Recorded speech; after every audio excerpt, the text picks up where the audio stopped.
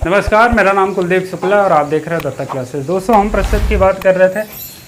आज हम उसमें एक नए टाइप की बात करेंगे, आय और व्यय पर आधारित प्रश्न। तो एक क्वेश्चन आपके सामने स्क्रीन पर है, उसके माध्यम से हम चीज़ों को समझेंगे।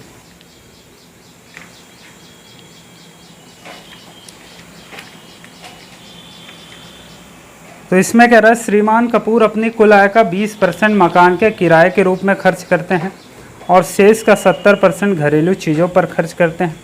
तदनुसार यदि उनकी बचत 1800 की हो तो उनकी कुल आय कितनी होगी। यहाँ पे एक चीज़ ध्यान देने वाली बात यह है, चलिए मान लिया कि उनकी जो आय है वो x थी, ठीक है। अब कह रहा है कि इसका वो 20% मकान के किराए पर खर्च करता है। 20% अगर उसने खर्च कर दिया तो उसने 80% बचा लिए। परसेंट हटाएंगे बाई 100 आएगा, ठीक है।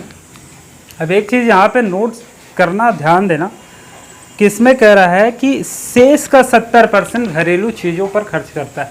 अब शेष का मतलब ये बचा हुआ है, इसका 70% वो क्या करता है, घरेलू चीज़ों पर खर्च करता है। तो बचाता कितना है, 30% बचाता है, ठीक है।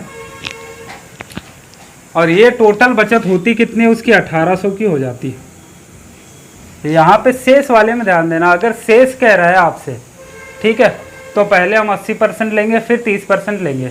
अगर यहीं पे शेष ना बोलता या आपसे ये बोल देता कि श्रीमान अपनी कुल आय का 20% मकान के किराए पर तथा 70% घरेलू चीज़ों पर खर्च करता है, तो 20% ये जोड़ते, 70% ये जोड़ते। अगर वो शेष ना दिया होता तो कितना, 90%, टोटल उसका खर्च 90% हो जाता, ठीक है। अगर खर्च 90% है तो 10% बचाता और इसकी वैल्यू कितना हो जाती भाई, 1800 के बराबर हो जाती। ऐसे करते, लेकिन इसमें जो उसने शेष बोल दिया, इसकी वजह से इसमें मल्टीप्लाई करते हम चले जाएंगे। जितनी बार शेष बोलेगा उतनी बार हम मल्टीप्लाई करते चले जाएंगे। यहाँ तक क्लियर है। यहाँ से अगर हम 0 को 0 काट दें, 0 से 0 काट दिया, ठीक है। यहाँ पे हमने 3 6 18 काट दिया, ठीक है।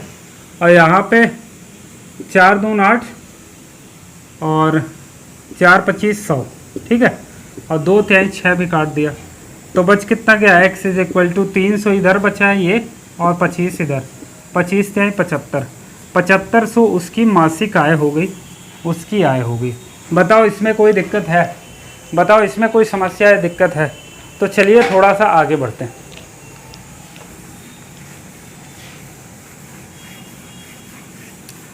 केसरिया तेरा इश्क है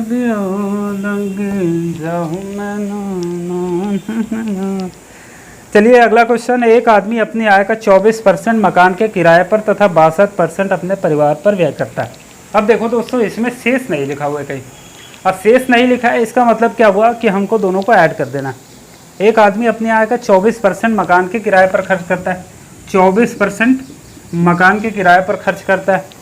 उसके बाद कह रहा है कि 62% अपने परिवार पर व्यय करता है। 62% किस पे, अपने परिवार पे व्यय करता है।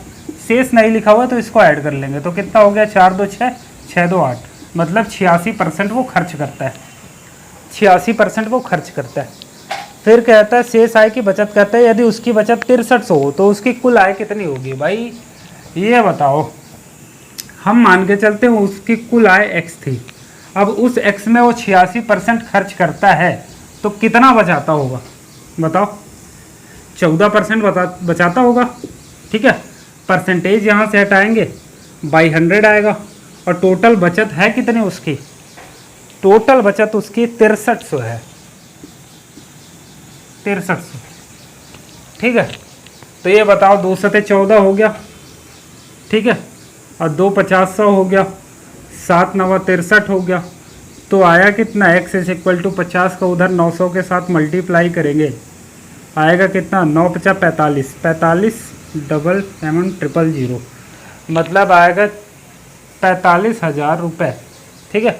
कितना आएगा, 45,000 रुपये उसकी ये आय हो जाएगी। बताओ इसमें कोई दिक्कत है। हमने क्या किया, उसमें शेष नहीं लिखा था, इसलिए हमने क्या किया, 24% वो खर्च करता था उसको ले लिया, 62% खर्च करता था उसको लिया, दोनों को ऐड किया, टोटल खर्च आया 86%। टोटल खर्च अगर 86% आ गया तो बचत कितनी होगी, 14% की होगी। तो x का 14% वो बचत करता है, लेकिन एक्चुअल में दिया कितना है, वो 6300। तो यहाँ से हमने निकाल लिया x की वैल्यू और यही उसकी आय हो जाएगी। बताओ इसमें कोई दिक्कत समस्या है आपको? मुझे लगता है कि कोई दिक्कत नहीं है। आगे बढ़ेंगे एक और क्वेश्चन की तरफ। एक और क्वेश्चन बहुत बेहतरीन सा है, उसको भी लेंगे, उसको भी करके देखते हैं। क्वेश्चन आपसे कह रहा है कि गोपाल अपनी मासिक आय का 30% भोजन पर खर्च करता है, शेष 40% परिवहन पर खर्च करता है, इसके बाद शेष का 50% बचाता है। यदि उसकी मासिक आय 18,400 हो तो वह प्रतिमाह कितने रुपए बचाता है? देखो उसकी आय दी हुई है कितना, 18,400। उसकी आय दी हुई है कितनी, 18,400 रुपये। ठीक है, अब उसमें कह रहा है 18,400 का वो अपनी मासिक आय का 30% भोजन पर खर्च करता है। 30% अगर भोजन पे खर्च कर दिया तो कितना बचा है, 70% उसने बचा लिया। ठीक है, लास्ट में हमसे बचत ही पूछा है तो हमको बचत निकालना है इसकी। 70% उसने बचा लिया। शेष का 40% परिवहन पर खर्च करता है, तो 40% अगर परिवहन पर खर्च कर दिया तो 60% उसने बचा लिए। ठीक है, उसके बाद कह रहा है कि इसके बाद शेष का 50% बचाता है, तो ये जो शेष हो गया उसका 50% उसने बचा लिया। ठीक है, अब आपसे पूछा टोटल बचत कितनी होगी, तो भाई ये बचत ही तो है, तो 0000 कट गया, 1 0 इसके साथ, 1 0 इसके साथ, 1 0 इसके साथ, 5 दूना 10 हो गया, 2 3 6 हो गया। ठीक है, तो 7 तरीके 21 हो गया, 184 गुणा 21 कितना हो जाएगा भाई, 1 चौके 4, 1 अट्ठे 8, 1 दुक्के 1 1 1, तो हो गया 2 चौको 8, 2 8 16, 2 1 कम 2 1 3, तो कितना हो गया 4 8 8 16, 6 1 7 1 8, ये 3 3864। तो भैया 18,400 में वो कितना बचाता है, 3864 रुपये बचा लेता है। 3864 रुपये क्या करता है, वो बचा लेता है। इसमें कोई दिक्कत है आपको?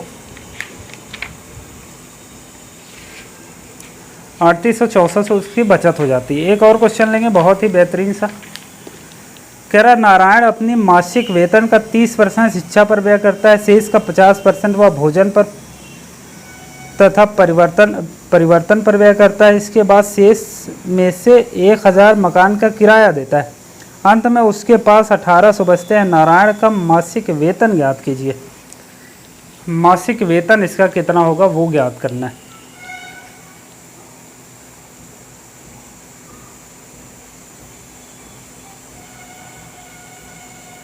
ठीक, तो नारायण का भाई मासिक वेतन हम कुछ मान लेते हैं।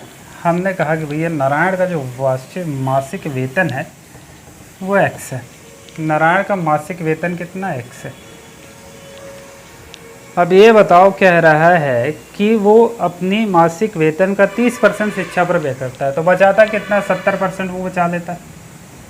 ठीक है, फिर कह रहा शेष का 50% भोजन पर करता है, शेष का 50% भोजन पर करता है, तो 50% बचा लेता है। ठीक है, उसके बाद इसके बाद शेष में 1,000 मकान का किराया देता है, तो भैया जो इसमें बचा हुआ है उसमें वो 1,000 मकान का किराया भी दे देता है। लो, दे दिया। अब इतना करने के बाद उसके पास 1,800 बचते हैं। अब इसके पास क्या है, 1,800 रुपये बच गए, तो भाई ये बचत ही तो हुई भाई। 70% बचाया, 50% बचाया, उसमें से भी उसने 1,000 रुपये दे दिए, तो बच कितना गया, 1,800। यहाँ पे काटेंगे 0 0, 5 दूनी 10। ठीक है, 0 से 0 कट गया, तो ये कितना बचा, x × 7 बाई कितना 20। ये 1,000 उधर जाएगा तो कितना 2,800 हो जाएगा। 1,800 + 1,000 2,800 हो जाएगा। यहाँ से 7 चौक 28, 400 आएगा। x = 400 ये हुआ इधर वाला, और 20 का गुणा ये, तो कितना हो जाएगा, 4 दूनी 8, 8,000 रुपये। तो उसकी जो मासिक वेतन है वो कितनी, 8,000 रुपये।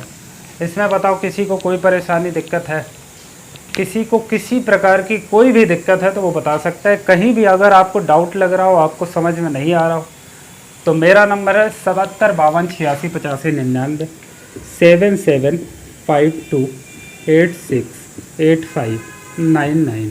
ठीक है, ये हमारा व्हाट्सएप नंबर है। आपको कहीं भी कोई भी प्रॉब्लम है, किसी क्वेश्चन में प्रॉब्लम है, आपको लगता है कि आपको वीडियो सोल्यूशन मिल जाए तो हमारे पास आप सेंड करिए, आपको हम तुरंत उसका सोल्यूशन देंगे। ठीक है, तो यहाँ तक अगर चीज़ें क्लियर है, समझ में आया, तो आज के लिए इतना ही रखते हैं। बाकी मिलते हैं नेक्स्ट वीडियो में, तब तक के लिए धन्यवाद। Thank you so much. जय हिंद, जय भारत।